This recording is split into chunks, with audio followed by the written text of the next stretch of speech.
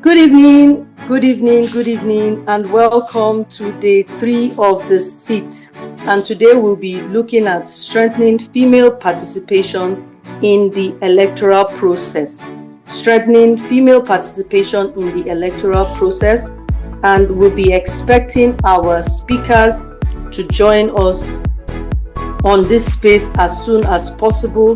The seat is a good governance initiative of the workplace women. A good governance initiative. So what we do is we handle conversations on Twitter Spaces to discuss governance issues in our nation and profile solutions to the issues that we discuss every week. So thank you very much, those of us joining here. This is the seat. Strengthening female participation in the electoral process.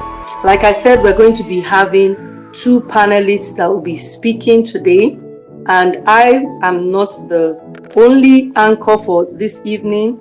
I have a co-anchor by the name of Ruth Besong, and she will be handling this with me. My name is Ruth Ebe. I'm a John Maxwell certified coach, trainer, and speaker. I am also an author and counselor and a community leader and co-founder of Workplace Women, along with Kelechi Imba and Shola Odeyinde. I can see Shola is here. So please, we're going to take some out. We just want to get our speakers in. Thank you very much. So Ruth is enabled as a speaker, so I'll just introduce her. Ruth is a broadcast journalist, and she has a profound approach to journalism, which makes her unique in her field. She has worked in Akwa Ibom Broadcasting Corporation, Achievers Media, inside the Niger Delta. She's layered by outdoor travel and real-life experiences. She's not just known as a broadcaster, but also as an influencer, a humanitarian whose love for humanity can be seen by the various tasks she has undertaken to put smiles on the faces of people across various platforms. Ruth is also known for creating great content and influencing for reputable brands. While journalism remains her first love, creating positive impact via her various social media platforms has become a part of Ruth's life. So Ruth, just give a shout out to our listeners. Give a brief shout out to our listeners as we go on to introduce our speakers for today. Like we said earlier, we apologize for the glitch, but we'll continue this conversation and we will keep the conversation going. This conversation is around, if you're just joining us, strengthening female participation in the electoral process. Strengthening female participation in the electoral process. Okay, so Ruth, please confirm if you have been granted rights as a speaker, so you can unmute and say good evening to our listeners and our speakers today. Can we hear you, Ruth? Everyone. Good evening, yes, Ruth. Good evening, everyone, and good evening to our speakers, good evening, our guests, and good evening, our listeners. And welcome to the seat tonight. We promise to give you an enlightening session on the seat. Strengthening female participation in the electoral process is a topic you already know. So stay back, invite your friends, and let's do this together. Thank you. Thank you very much. So without much ado, I'll just introduce our first speaker, and our second speaker. We have 2 speakers in the house today. We have one of the speakers in the house, Dr. Jackie Ike Otonye is a minister of the gospel. She's a botanist, a board-certified nutritionist, and natural health advocate. She's also an active player in the political space, and she plans to vie for the senatorial seat in her state. She's a graduate of the Oak Seed Executive Leadership Program of the Institute of National Transformation. She also holds a master's degree in Humanities and Refugee Studies. She's currently pursuing another leadership program at the School of Policy, Politics and Governance. She's the CEO of BFA Integrative Health and Wellness Clinic, which offers a range of services that include diet, design, and supervision, supervised fasting and health retreats, in addition to a range of detoxification and nutrition programs for both individuals and corporate bodies. She's also the chairman of Andrew Bishopton Group, with vast interests in agriculture, food processing, forensic audits, and real estate. As the Vice President, North Central, she also oversees the economic empowerment activities of African Women Entrepreneurship Program, AWEP, founded by Mrs. Hillary Clinton. She's also on the USAID Mercy Corp funded Rural Resilience Project for 20 women cowpea processors. Please join me to welcome our speaker, Dr. Jackie Iketonye. We are still expecting our second speaker to join us.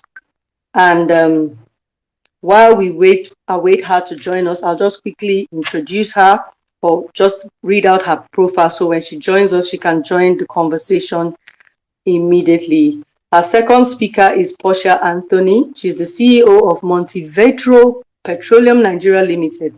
She's a lawyer by profession and an author, social media influencer, and a venture capitalist. And she'll be joining us anytime soon on this conversation. So we'll be expecting her to join us. While we await her to join, when we talk about strengthening female participation in the electoral process, we know that Nigeria has been recording low participation of women in both elective and appointive positions. This is a growing concern to many Nigerians. However, there are efforts that have been made by government and non-governmental organizations to increase the level of participation of women in politics, in line with the declaration made at the 4th World Conference on Women in Beijing, which advocated a 30% affirmative action. So in Nigeria currently, this is what is supposed to be in place.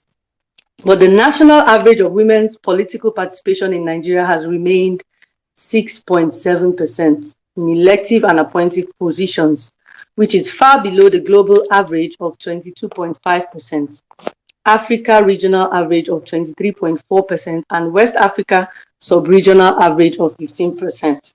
So it's clear that the participation of women is highly, highly deficient. And there's a strong need to strengthen that right wing, as I call it, the right wing of our electoral process. Because we have a strong left wing, but we all know that an airplane that is going to fly effectively needs a left wing and a right wing. But our right wing currently is weakened, is very, very weak. And today's conversation is to delve into why is this the case and what can we do about it. The Federal High Court has ordered the implementation of this 35% affirmative action, where 1/3 of the elected seats should be reserved for women. So I want to ask Auntie Jackie, do you think this implementation would hold sway? If not, what are the factors that will militate against it? Thank you. Good evening, everyone. Thank you so much. I was trying to get familiar with this with this platform. Some of us are still battling with technology, but God is helping us. Oh yes, yes, but okay. It was a very interesting ruling that the court gave. I think that was in April. And April 2022, I don't remember the exact dates, and everybody was happy. But it's not about. Can you hear me? Yes, we can. We can hear you. Please go ahead. Yes. And when I heard about it, of course, like every other person, we rejoiced. But I remember that the Supreme Court had, also given a ruling on the rights of the female child to inherit, I mean, her father's properties and all that. And of course, for people like us who have had personal experiences with such issues, we were also excited. But implementation is still a problem, because I remember after that ruling, which one of the judges actually said that they gave that ruling based on numbers, I think numbers 27:7, about the daughters of Zelophehad. I mean, if you remember, some of you who are Christians, if you remember that portion. And also Job Yeah. 45, I think 15 or 16 thereabouts, about Job's daughters and how Yeah. Job gave inheritance to the daughters. Yeah. For me, that was Yes. very insightful, because I mean, the Supreme Court judge said they gave that judgment based on those two scriptures, which is very important, to note. However, that is Supreme Court. But I remember some of the people who spoke after the ruling was given. They cited, that this judgment is going to disrupt our cultural and culture and tradition as Igbos. That this ruling cannot abolish tradition and customs of Igbos, and a whole lot of other things they raised up, issues they raised up. But unfortunately for them, that was a Supreme Court ruling. So I mean, where else you want to go to oppose the ruling? Now the problem is with implementation, because I can tell you that even in Igbo land, I'm from Anambra State, the girl child, there's still that thing about, I know what I suffered as a mother of 4 daughters. How I was told you haven't planted your feet in your husband's house, you haven't planted bottle in your husband's house. When we speak this grammar in English, it doesn't drive down the message until they say it to you in Igbo, thick Igbo language. Then you understand the implication. Do you understand? And Yes. and in my own case, not that I lost my husband, of course he's very much alive, but you see, these things kept ringing. My father-in-law like driving it down into my head. You have not planted your feet. And of course, at the end of the day, the man took off, and I found myself single-handedly raising 4 daughters. That's like 20 years now running. So what I'm saying is, it's one thing to give a ruling, it's another thing to implement. The system is so strong. We live in a patriarchal society. Yes, the court says 35% and all that. Very good. Well, I mean, we are clapping. But when it comes to implementation, I was going to, participate in the upcoming, like this election of 2023. The resistance I met, I'm from Anambra. Anambra is hot. I'm from the same, Ifan Yoba is the senator representing my zone. Anambra is hot. The resistance I met, people who loved me, in quotes, just called me and said, Jackie, please back out. Do you understand? Another called me and said, you have 4 children. Go and take care of your children. Leave this thing. So this is the society that we live in. We're still going to have a whole lot of hindrances to the implementation of that law. The society we live in, that makes it a bit uncomfortable, let me use that word, for a woman who wants to go into politics and elective offices. First of all, it's easier for us to sit in Lagos and Abuja and appreciate all this. But when you go down to the east, first of all, some of them called me and said, Jackie, please permit me to just say this in Igbo so that maybe later you translate it. Say, Jackie, that's for Niko Pugo. Do you understand? You need to be able to translate that very well. When they say somebody a kopugo, you know what I Yes. mean? Yes. now, There's not. There's not out of your brain. you know, the kopugo, all I just wanted was, there were issues I felt being a player in the field, that I'll be in a better position to, help with some policies, especially the ones that, like affected me, especially with this girl child thing, where they say there's a way they say it in Igbo, like money used to train the girl child is useless, is a waste and all that. For me, these are some of the things I felt needed to be addressed. So I wasn't interested in going into politics, because ekopugom, I didn't kopu. You know what I mean? But that is the situation. Now, you now talk about women who are living with a man, like married. First of all, you're going to have to convince your husband. Do you understand? That you want to go into this. And may God help you if you're married to a man who suffers from inferiority complex.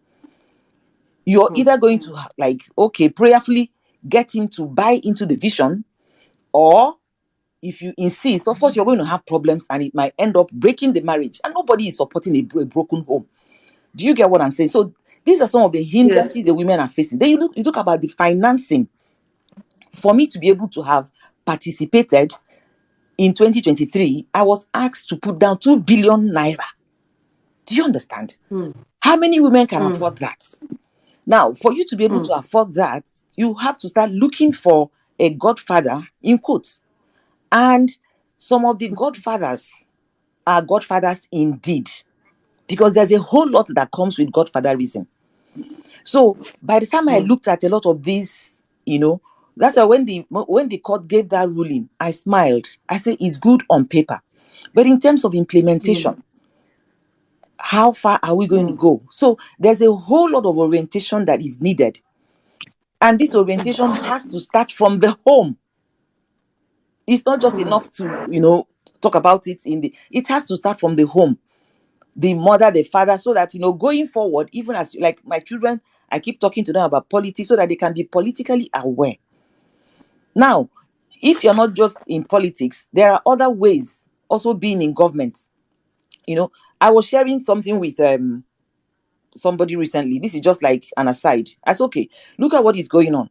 Every day, EFCC is convicting youths, young people, of internet fraud and all that. And I did a research. 90% of these people are from the South. So what that means is that going forward, in a couple of years, you're not going to have any of these young people able to contest for an elective office because they have become ex-convicts. So I was saying those discussions need to start from the home, where some of the parents are the one also putting pressure on their children. You must succeed, you must succeed, you must succeed. The same thing happens also in the home, where if you want to go out there to contest for politics, your family members are calling you, like they put a rope around your waist trying to pull you back. Bamba, don't go. The place is dirty. This one. But I keep saying, if politics is dirty, who is going to clean it up? We're not going to continue complaining about what the people we elect into power is doing. So there's a whole lot of work that needs to be done. I remember I was part of a meeting one time, a political meeting where I went for an assignment, and I realized that when I looked into that room, that meeting started by 6 in the morning, and that meeting ended 6 in the evening and ended by 7 in the morning. And I was the only woman in that room. And when I sat through that meeting, I was saying to myself, where are the other women? We are sleeping, and decisions that affect you and I, that affect the cost of gari, that affect the cost of milk, that affect the cost of this and all that, and by multiplier effect, the fees we pay in schools and all that, these decisions are being taken. And me that was sitting down there, some of them will come and say, Bianwanya, what are you even doing here, self? What are you even doing here, self? Go sleep. Go sleep. Do you understand? So that's the society we live in. That still see that women, that there is a place that you belong to. There are certain places you shouldn't be seen. So you find out that no matter how they come out openly and say, oh yes, we are supporting women, we want women to do this, we want women to do that, how many of them will want their wives to be out there? And this thing I'm talking about goes on even within the church setting. You see some pastors, they want the women to do this and do that, but their own wives, they don't want them to be part of it. They want the woman to take care of them. So the same thing, you see some of these politicians, so everybody is women empowerment, women, let's do this. But when push comes to shove, everybody wants the woman that will be there, cook his food and all that and all that. So how do we now begin to implement this? So at the end of the day, you find out that, it looks as if it's only the women who are rebellious, in quotes, that are ready to go out there. Because like someone told me, well, somebody who is not married, you can afford to be doing all that. But they say these things in Igbo.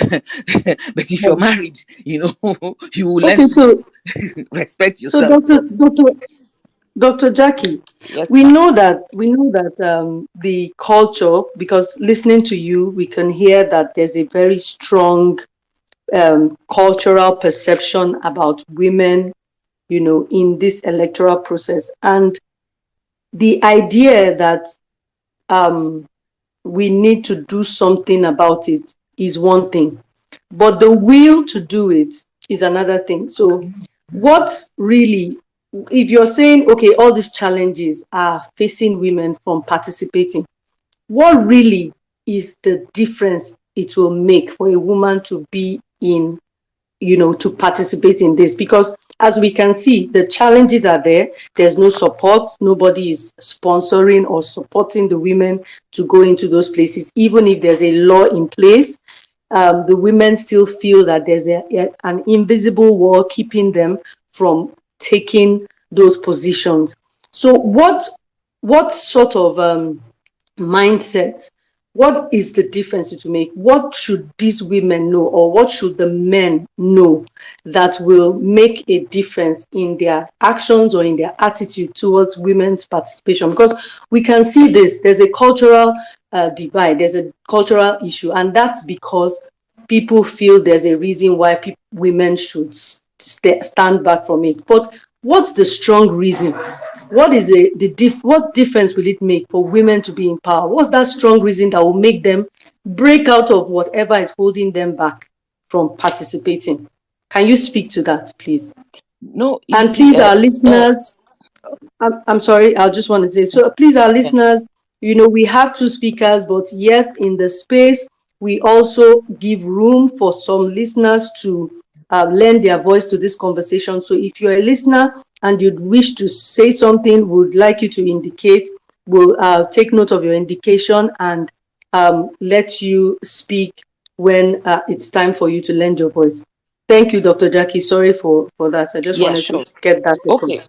Yes, for me personally, I strongly believe that there's, like women being active in the political space, is highly beneficial. Do you understand?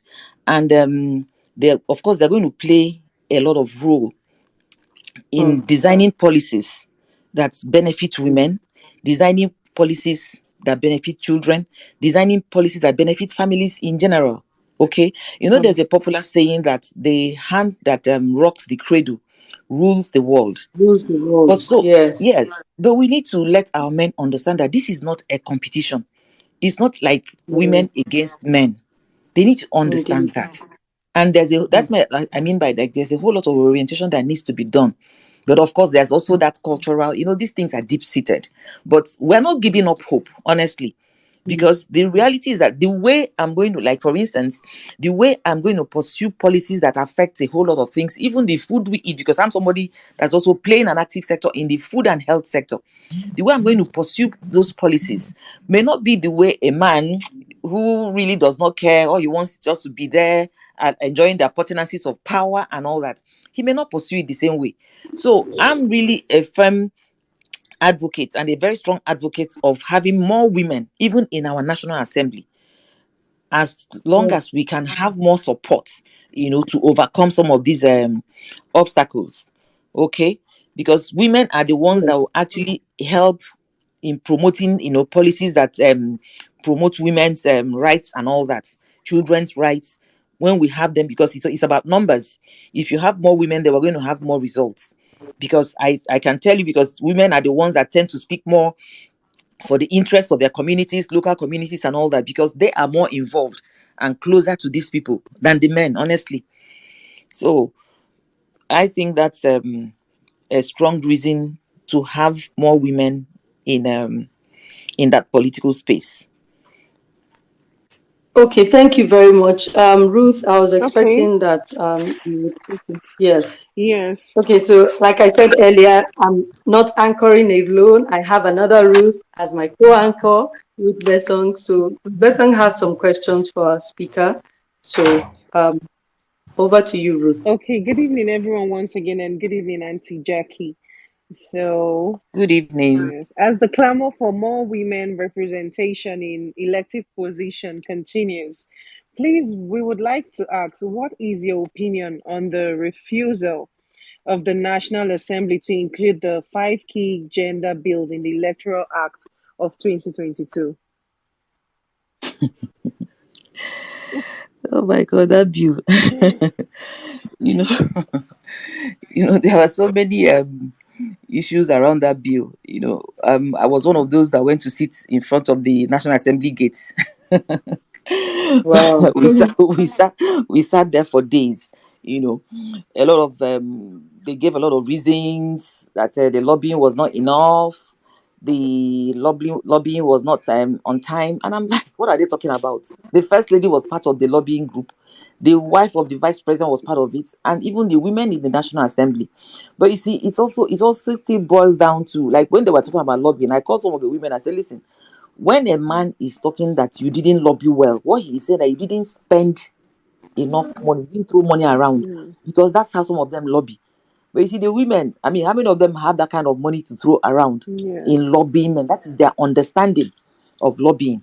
So I was telling some women, I said, okay, maybe some other time we'll look for big godfathers to finance, because the reality is that you spend money in lobbying in the National Assembly. Whether I want to take it, whether I like it or not, you spend money. So not money was spent. I wasn't part of the people that went to lobby in quotes, But from what some of them said after, because I had to like have like a one-on-one with some of the NAS members, they said, when a woman no one spend, that's just how one of them put it. So I think that's part of the challenge. Okay. Then some of them felt um the same cultural issue. Is it equality? How can we have the same number of seats with women? Some of them felt threatened by that, which is a, but the thing is that, like I said, we're not going to give up hope. We're going to keep pushing. Yeah. It's not going to be a one day thing, but we strongly believe that over time, as we keep pushing and not give up, and also keep working on the mindset of our women. Because you see, a lot Mm. of times you think, oh, this probably just from the men. The women Mm. themselves True. need to Exactly. also Mm. wake up, Yes. work on their mindset and all that. Most of the discouragement I got from, going ahead came from women. Do you understand? Came from women. I remember when Mrs. Jubril contested for presidency, she got just one One vote, vote. True. you know. So Yeah. the women themselves are also part of the problem. Because I remember when I was talking with one of the National Assembly members, he was just laughing. He said, Jackie, no, that be the problem. Oh. Do you understand? He said to me that Mm. even his own wife was asking, what exactly do those women want? What are they looking for? Do you get what I'm saying? Mm. So when Mm. you have these men married to women who question why these other women are even disturbing National Assembly, the man will not say, okay, my wife is the good one. These ones in front of National Assembly, they're the rebels. Go and check now. 90% of them are not married. Do you understand? True. So Mm. the same patriarchal system, dominant system that we have, and women to being a part of the problem. But like I said, we're not going to give up. I mean, it's going to be a long journey Definitely. to 2027. But like I tell a lot of women, this is the time to start. Don't wait Oh, till 2025 for you to start. This is the time to start. If you're going to be part of the electoral process, I mean, in 2027, start now. Start talking to whoever you want to talking to. If you want to make money, begin to look for genuine businesses to do, because you're going to spend money. Election in Nigeria requires money. I didn't know where to get 2 billion to put down for anybody. I said, okay, no wahala. Maybe by 2027, this wow. election of money and would have reduced at least to some reasonable extent. So the bills are there. The gender bills are there, and I believe the only one that, I mean, I remember one of them had stronger issues with was number three. I think the one that sought to grant citizenship to foreign-born husbands Nice. of a Nigerian woman. Yes. In fact, one of the guys told me that what are we talking about?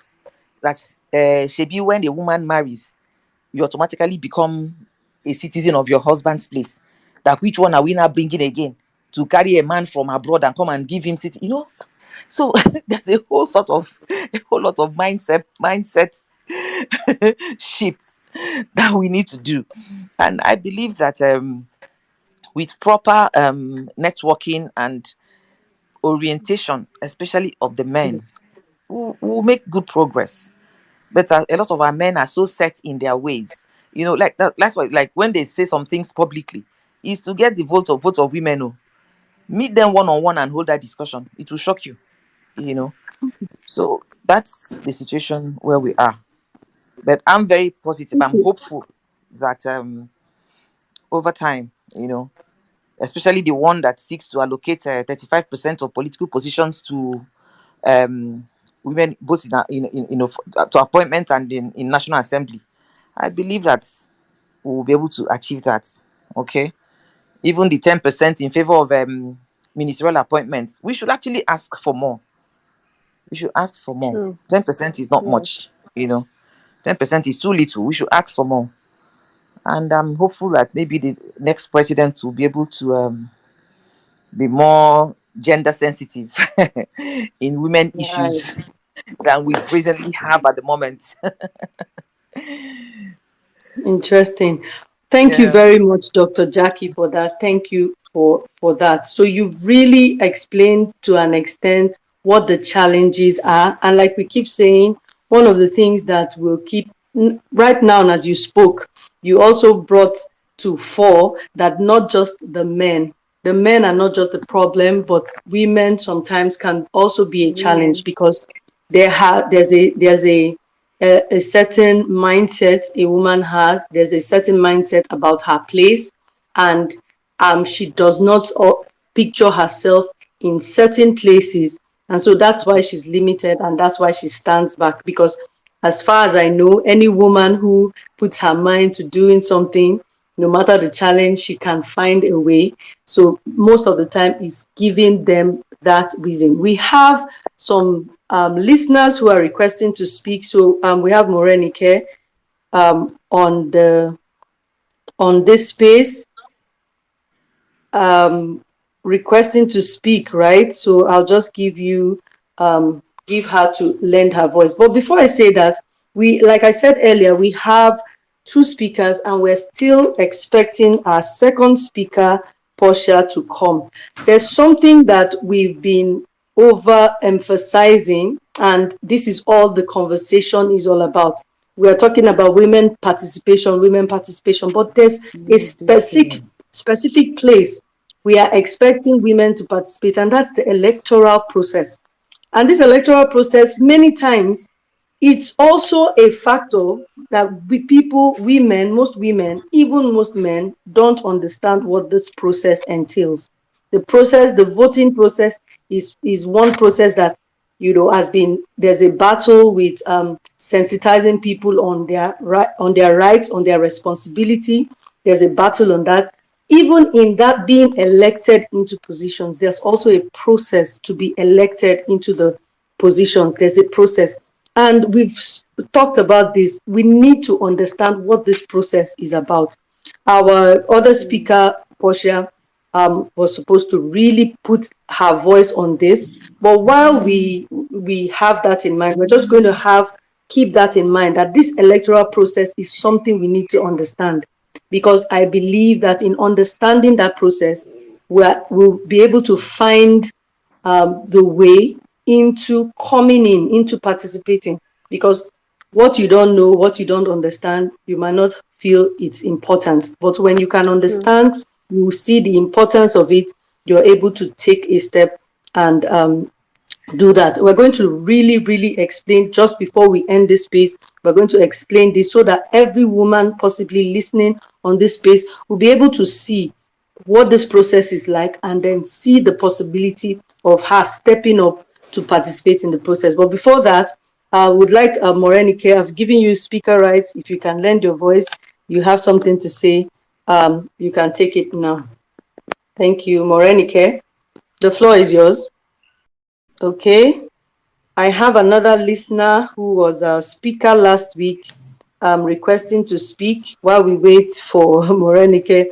Technology, we're trying to make the most of technology and get, as much as we can to use this available technology to get our voices heard. That's the purpose of the seat. Is a good governance initiative. So as we continue the conversations, we can find ways out of the challenges that we're facing around electoral process, governance issues, and then find a way out of it into the ideals that we have for our nation. Benga, I've given you the rights to Okay, so thank you speaker, so so if much. you can. Thank you, Dr. Jackie. Thank Thank you, you very everyone, much for for joining us. listening to Dr. Thank you Jackie very and much. the comments. of everyone. So in terms of women participation and all of that. So I think, but the key issues that you raised, one of which I think there's also the issue of corruption that we're not talking about. Because if you remember, House of Assembly are expecting you to give money or women to give money to help them pass their bill. So it talks about the biggest thing that we need to address in terms of women participation. How do we reduce the level of corruption? And most politicians, like you say again, politicians having meeting late in the night where decisions are made. I think it's not, sometimes it might not be equitable based on the society that we have. Because for you to even bring change, sometimes you also think about the cultural implications. So why can't some of these meetings happen daytime? So there are a lot of things that we really need to address. But I think the issue you really talked about is issue of corruption. We need to really, and that's why 2023 is key for the nation, for us to begin to select people to have a system that can even address corruption. Because if women have cases like that where people are asking them money and they can report such cases, can be prosecuted, and such people are dealt with. So it's a bigger, broad corruption issue. Then generally, like you talk about socialization, I think it's a big socialization issue that we have as a people. How are we raised? You know, when you talk about the former speaker, Ete, you remember during her tenure, a lot of things she went through, how the same men in the House of Assembly, it's open secret, all of that, deceived her and say, oh, you need to renovate your house. And they just made her, then the next day they impeached her and say, oh, she didn't renovate the house in the proper way. Then later on, they brought her back again into the system just to, that she wasn't found wanting, but it's based on majority of the North will say they don't want a woman to rule over them, which is the kind of country we found ourselves. And so one would still have that kind of mentality in some part of the country or even all over the country, but at least sometimes they are vocal enough to talk about their own, maybe bringing religion, all of these things inside. And it will be hard for women to even pull through to come into this, and they removed the as speaker.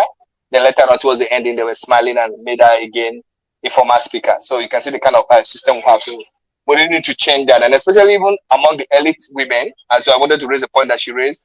Now I did a project in the north because for a long time. So we're working with women inclusive project in Kano. So I was surprised we brought a professor that is a woman. And so after the work that the people have done beautifully, all of this, and so this professor that is a consultant came to this program, and the next thing, he spoiled the work we've done because in 3 days we worked with this women from rural area. You could see the fire in their eyes, the changes they were planning to go back and begin to ask for their, even in terms of sexual reproductive right and other things. And she came and turned everything that I know they have to be this to their husband. Religion does not permit this. I sat behind the room as the only man in the room because I was the external consultant to the work, so wasn't talking. So they brought her in. So I wanted it to be a women's space, but I was behind. I was so upset because she destroyed everything we've done for months and weeks. But her comment that they have to go back, they need to respect what the prophet said, this, that, and just quench. I could see the women; they were all demoralized. And immediately she left, I had to call the other women who we need to tell them to discard whatever she has said and all of that. And so sometimes it's even the educated women in the space. So I was asking myself, how did she become a professor if she had that kind of mindset and all of that? So indeed, it's not just a man or a woman issue. I think it's a Nigerian issue and it's a kind of socialization. So beyond just women participation in this election, it means we need to start having conversation around what are we doing. Sometimes even the movie actually, you see, come to the social media space, either Instagram or Twitter. You see the kind of conversation people have when it comes to gender issues. Sometimes it's when the supposedly educated young people that are women that end up also being even spokesperson for men and oppression. So I think we really need to change our system. The kind of movies we watch, the kind of, you watch, you travel all over the world, but you watch Nollywood on African Magic, what they portray about women from this. Sometimes I ask myself, why is African Magic sponsoring such kind of daft and dried movie that talks about women in Nigeria and all of different kind of things? So I think it's the general problem that I want to just leave with us, all of us listening, and some people that also work in the non-profit space, all of that. We need to talk about subject around socialization. Because socialization holds a big key, even in just beyond just talking about election 2023. I love somebody's already talking 2027, but I think even beyond those dates that we are talking about, we need to build a system about how are we empowering our guests and what are we doing, even what kind of conversation are we having as a society. So I think it's come to a point that 2023 election is going to go beyond just putting people in political space, but what kind of civic space do we want to have? Even citizens matter. Politicians are just like how many in numbers in there, but we know they hold a lot of power in directing what to do. But we need to begin to have participatory governance where we can hold them accountable, where we can have workforce that can really change a lot of this. So I was sad when Dr. Jackie was talking and what she has gone through and all of that. And that's true. That's the honest truth. She's been honest. But how do we go beyond just this place? Then it ties to all of the conversation we've been having some couple of weeks back, is that we need as a people to wake up and ask, what do we want? Address issue around socialization, how we socialize, how do we change from both religious perspective. I think religious people on this corner to come. What kind of message do we preach in church on Sunday? And how do we, are we representing women in front of the young people growing up? And also the issue of corruption. We really need to address corruption in the electoral spaces. I know last week we talked about buying and selling of vote and all of that, but I think it's beyond just waiting till election time to even buy and sell vote. All of these kind of things in terms of even passing bill that will cost participation, not just women, even people with disability, all of these other things. It's all encompassing. So sometimes when we look at that country, we think there's no hope. But I think hope is this kind of conversation. We need to really go back to the drawing board and say, how do we address the educated ones, the people that have gone to school? So we should not allow education be a waste. We need to begin to have this different perspective. And I love when you said, when we go to private spaces too, you see them come outside when they need election, because you find out that I've not done the research, but I know maybe some people have done it on this call. You might find out that more women vote than even men, but they only buy their votes in the right, give them rights, give them wrapper, and you have the face of a corrupt politician, and you're wearing it everywhere. Then that it's only that wrapper is going to give you for 4 years, but your other women are suffering. So my only thing is, I think education is important. When I mean education, it's not education in school, but really educating the people and doing. And again, like I said 2 weeks ago, that sometimes it takes 15 to 25 years to socially change people. So I don't want to doubt the hope of people in 2023 or 2027, but we need to start thinking about the future, the long term. What kind of nation do we want in the next 15 to 25 years? Some of us might not be here at that point, or might be very old, but at least we would have left a place for our children to be able to pick up and continue from there, because we're not all jackpot. And so we did the nation. Even when we jackpot, when we're old in those other places, we'll come back home one day to really meet the kind of country we've created. Thank you. Thank you very much, Benga. Thank you for lending your voice. Once again, I can hear you talking about us determining or deciding what exactly we want and coming together as a critical mass to make a difference. But when we see these things, like I said earlier, we really need to understand this. We attended a session talking about governance and women in government, and some of the things that our facilitator was telling us were things we had never heard about the electoral process. And just as we're about to wrap up this space for today, would really want to our speaker, Dr. Jackie, to speak on this electoral process. If you can break it down, break down the process. What are the things that are required from the get-go, like a woman in the marketplace, a woman in her home who is a stay-at-home mom? What would you tell her? Where can she fit in this process? In this, we're talking about how to participate. Let's just say that there's somewhere she can start, so that as each of us go into those places, we can have that critical mass we need to make a change on a higher level. So can you please just speak to what this electoral process is? Can you give us a brief rundown of it, end to end, what the electoral process is? Thank you, Dr. Jackie. Okay, I think I've unmuted, right? You can hear me? Yes, I can hear you. Okay, just to chip in, let me take it from what Wenger, talked about corruption and all that. That's one word I'm so scared to talk about.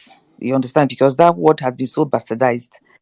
Every aspect of the system, there is corruption, from the man at the gate to the one up there. Then, in terms of politics and all that, there are different levels of this corruption. You're not just talking about the financial one. What about the ones asking for sexual gratification and all that? That seems to have become the norm. And if you're not part, I have been walked out of meetings because I refuse to be shared or paired with somebody. Of course, it has cost me so much and all that, but for goodness sake, I left with my head held high. That's what I mean. What they tell you to leave, you think it's a joke. No, they're not joking. You leave. And are you going to sit and argue with who? This, some of these politicians, they don't want to come out and talk about this in the open, because the reality is this. Somebody said to me, why not you take this matter up legally? I said, which legally? The judge, do you know the one the judge is doing? Do you know how which whether the judge is also abusing his own housemaid and so it's, I mean, sometimes what I say to people is this. I don't know, for those of you who are Christians, I mean, I'm a Christian. There are certain matters I strongly believe that if I did not hear from God clearly, honestly, I won't be part of this. Because the whole thing sometimes is so frustrating, is so discouraging, especially if you are determined to do these things right. If you're determined that you're going to Right. change some of these narratives. And I'm seriously trusting the Lord that when we have a critical mass of you and I, people who are ready to pay the price and begin to change these narratives, Nigeria is going to get better. Do you Mm. understand? Like I said, it's not a one day thing. It's going to cost you so much. I've been denied a lot of things, money and all that, because I refuse to bend to their rules. Because the reality is this, they keep telling you this person is doing it, this person is. I said, my name is not this person. This is who I am. I want to be able to look somebody in the face, eyeball to eyeball, and tell you what I want to tell you. Right now, Hello. I'm in a serious battle with one governor. Can you hear me? Yes, please. We can hear you, ma. Okay, so those are some of the things we need to do. Then coming back to the electoral process, the number one place we need to start, voter bias. Let's begin to talk to these people in whatever space you have found yourself. If you are in the village, you can organize these meetings. For instance, in the village, if you come to Anambra, for example, now, we have a lot of these women, even if they don't belong to anything, they belong to Christian mother. If you, as a woman, True. you go and start talking to these women, you're wasting your time. Talk to them through their husbands.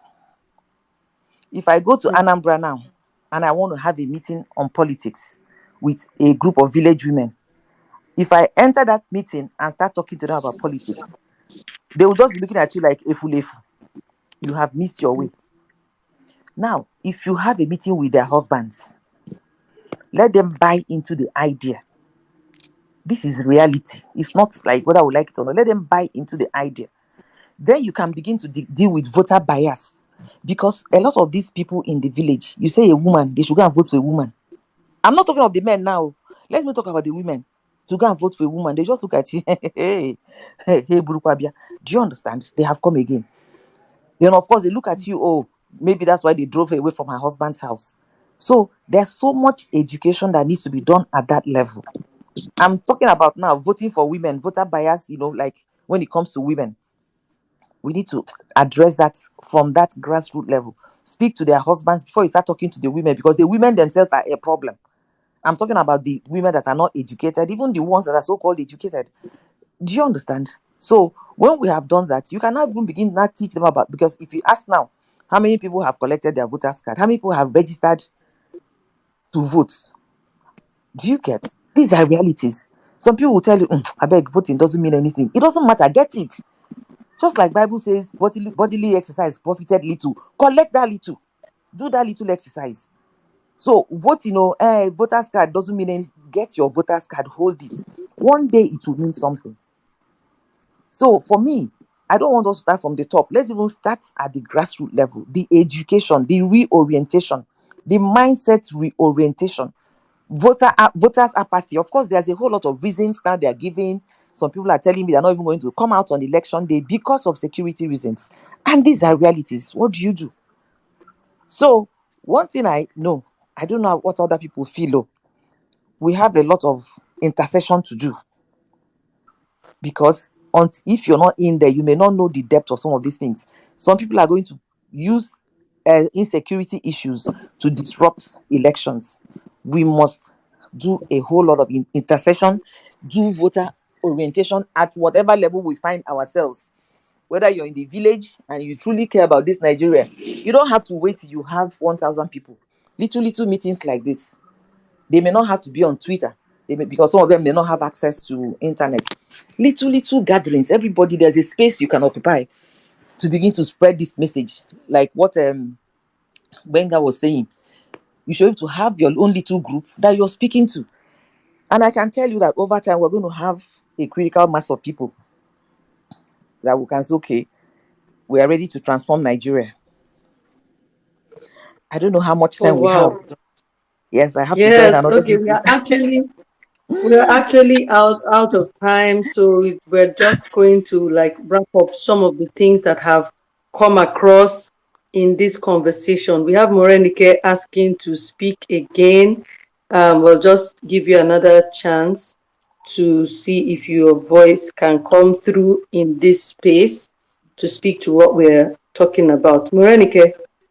Oh, okay. So from what you said, the having meetings, sensitizing women through their husbands. So basically the idea is to move from the known to the unknown. So there's a cultural implication, even like Benga said, in the process of the political process, the cultural implications need to be considered, like when meetings are set and when all these things, so that it can be inclusive of everyone. Okay, Can you Morenike, hear yes, me? good evening. Yes, we can Oh, hear yes, you we Good can now. hear you. evening. Okay, thank you. Thank you. You can speak If now. you You can have the hear me, floor. I can't hear you. Good evening. Hello, Moranika. We My can hear name you. is Good Malizu We evening. can hear you. Morenikeji. Actually, I'm a candidate contesting in this 2023 election. I'm from Ogun State. So I'm contesting for Ogun State House of Assembly, Obafemi Owode constituency. That covers from Lagos Ibadan Expressway down to some portion of Abeokuta on both sides, you know. So I've been listening to the conversation, and I just want to say I want to back up what Jackie said about your support system being one of the motivation that can, help you to join the political space. When I say support system, I mean your family, the people around you, your husbands. And, if you are not getting the needed cooperation from there, naturally, it takes a woman who is strong-willed, who is a self-starter, who is dogged to move past that stage. And if she's able to move past that stage, you now talk about the finance. Like Benga said, I'm looking for a day in Nigeria where election and politics will not be monetized anymore. In my own little experience, in this contest, I know what I've faced. Everywhere you turn to, even I belong to Labour Party, the obedient movement. The slogan, we know they give shishi. Oh my God. But you see, because of what has been going on in the system for a very long time, everywhere you turn to, people are asking for more than shishi from you. We Yes. still went to For money. see, True. my team went to see a Yes. monarch today. They sent back a message to me that, me, I collect money. Oh, you people should bring money when next you are coming to see me. So I look at it that how many of them are you going to give money to? We have more than True. 300 and something polling units in my area. And in most of those localities, you have more than 50 monarchs. How much are you going to package for each of them? And they have in those domains, you have bales, you are head of communities, you have chiefs. All of them are expecting something from you. So electioneering in Nigeria, the old parties that have been around, or the old politicians, they've made this so expensive. But by the grace of God, we're looking at changing the narratives. This 2023 election we Indeed. have started, and we will continue. God will help us. About women Indeed. supporting women, we keep engaging them, we keep educating them. I understand what Jackie is saying, because I'm married to an Igbo man. I'm a Yoruba woman. So I really understand the feelings, in the East, the way a woman is viewed and perceived. But all said and done, I think we just need to find a way around it. We need to stay afloat. We keep educating, we keep engaging, and then, by the grace of God, things will be better. Then you come down to the grassroots, vote buying. Vote buying. Wow. It has gotten so bad that even a little girl will tell you, we went to do rally, early this month somewhere in Abeokuta. And we were talking to the populace, and One of the children just say, but you have not given us money, oh, ha. I'm like, I have to sit, I have to really stay with that child and educate him that, look, the money your parents collected 7 years ago, the cup of rice that they collected 7 years ago, you are still eating it. You are still eating. What has it benefit you? How much have you benefited from it? So I think we need to start educating the grassroots, the voters at the grassroots. Don't collect money this time around. Don't sell your future. Enough is enough. We have sold our future for too long, and look at where it has brought us today. I pray that this time around, women will rise up and begin to speak on behalf of women. For those women who are talking down on other women, I believe is number one is the environment, number two their mindsets, and I want to believe that they will see the light and they will change. God will help all of us in Jesus' name. Then the church too need a Amen. role to play. They need to play a greater role. Like when I wanted to join this, I had to, the first person I spoke with, apart from my husband, is my pastor. And he encouraged me to go ahead. You can imagine if your spiritual support is saying, no, you can't do it, you can't. For some women, that is enough to kill the fire. So I think the church too, they have a lot to say, they have a lot of role to play in these things, so that we have more women that will participate in this space that we're talking about. Thank you so much. God bless you. Thank you very much, Morenike. Thank you for that. It's great to really hear from the women who have broken through these barriers and are actually participating in this electoral process, running for office, ensuring that they get the support they need. So I hear you about the support system. That support system is really great, really important.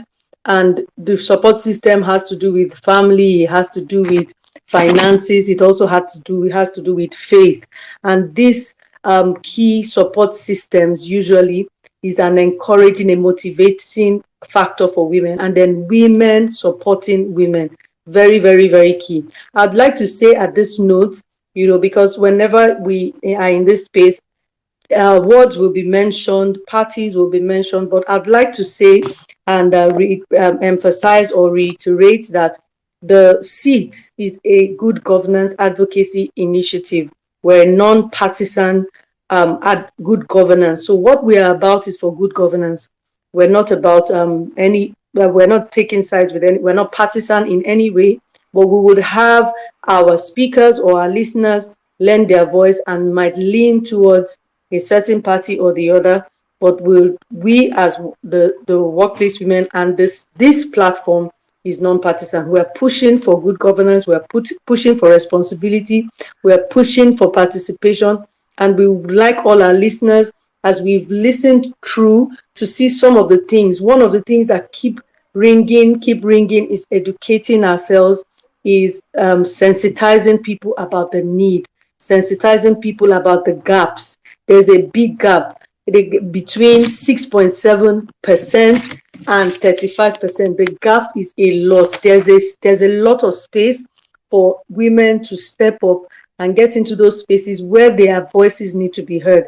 Because as we know, like I'm a human resource professional, and one of the strong points of diversity and inclusion is that a diverse and an inclusive organization or government is usually more effective than one that is not. And when we deny the women from stepping up, that is where we will keep struggling. Like I said earlier, that plane that has only one wing, we'll keep struggling to fly, we'll keep struggling to fly this nation as a plane and get to the destination that we need to get to. So we need, wherever you are listening from, as a woman, as a man, it's important for you to re-echo these things, share these conversations with the people around you. Let us hear why it's important. It's seriously important that there would be participation, representation from all corners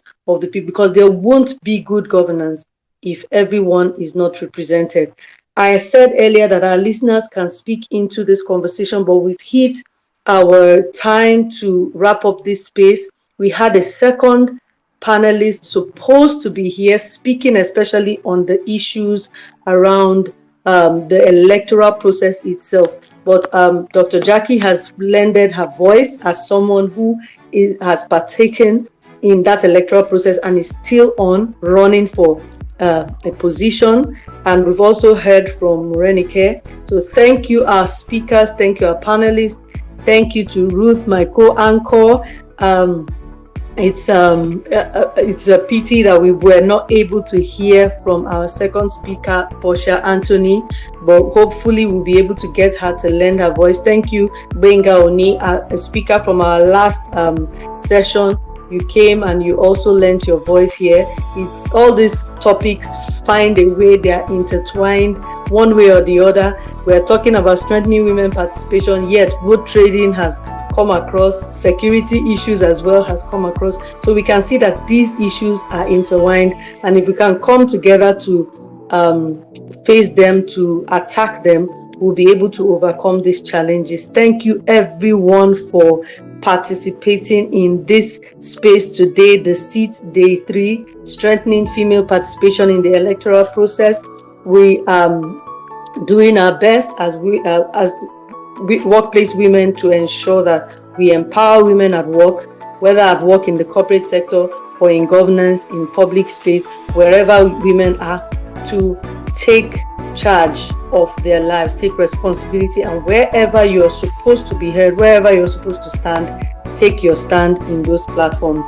Thank you, everyone. I want to say a special thank you to our speakers, Dr. Jackie, and our second speaker, who hopefully will join us in another session. Thank you to all the listeners, Daniel, Rita, Patriot, Nozo. I can't possibly call everybody, but thank you very much for joining us this evening as we wrap up this space. Do have a good evening, and God bless you. Thank you. Thank you. Thank you.